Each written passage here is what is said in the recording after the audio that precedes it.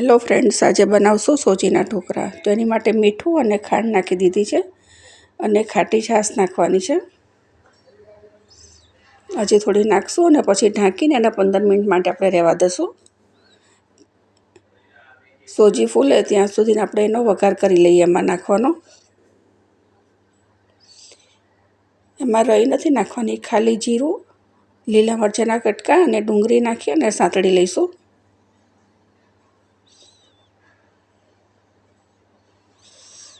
ધીમા તાપે સાંતળવાનું છે।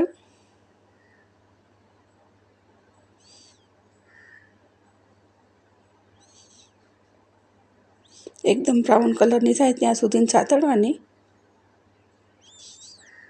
હવે આપણે આને ખીરામાં નાખી દઈએ। જે સૂજી પલાળી છે એની અંદર નાખી દઈશું।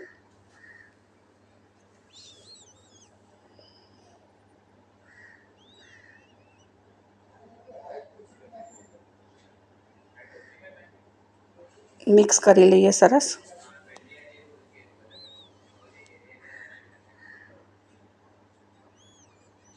ખાટી છાશ હોય તો પાણી નાખવું હોય તો નાખી શકાય, નહીં તો છાશ જ નાખવાની।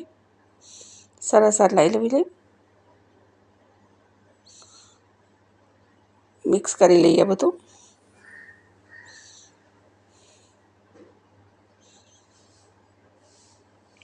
જરૂર પડશે તો પાતળું કરીશું। અંદર સાજીના ફૂલ અને લીંબુ નાખી દઈએ અને એક સરખું એને સરસ મિક્સ કરી લેવાનું। ત્યાં સુધી મેં ઢોકળિયું ગરમ કરવા માટે મૂકી દીધું છે।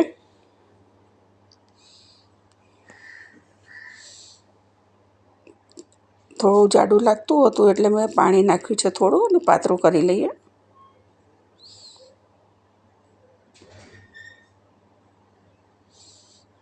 આટલું પાતળું રાખવાનું છે। હવે ઢોકળિયામાં થાળી ગરમ થઈ ગઈ છે તો એની અંદર ખીરું નાખી દઈએ।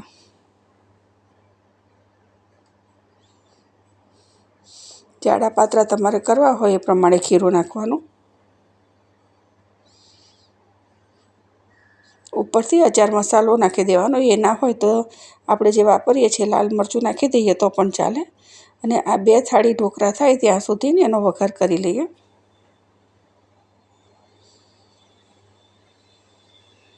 ગરમ થાય એટલે રાઈ, જીરું અને લીલા મરચાંના આખા કટકા નાખવાના છે, જેથી આપણે ખાવા હોય તો ખાઈ શકીએ। લીમડાના પાન, મરચાં અને ડુંગળી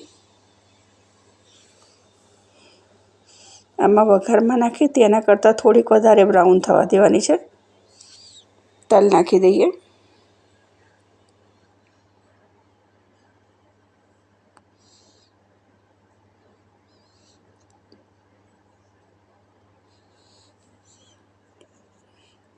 હજી થોડીક વાર રાખશું।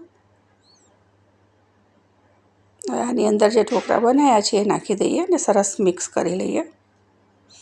મારા વિડીયો સારા લાગતા હોય અને ઢોકળાનો વિડીયો સારો લાગ્યો હોય તો શેર કરજો અને કમેન્ટ કરજો, લાઈક કરજો। ઉપર લીલા ધાણા નાખી દઈએ। તો મળીએ બીજા વિડીયોમાં। જય માતાજી।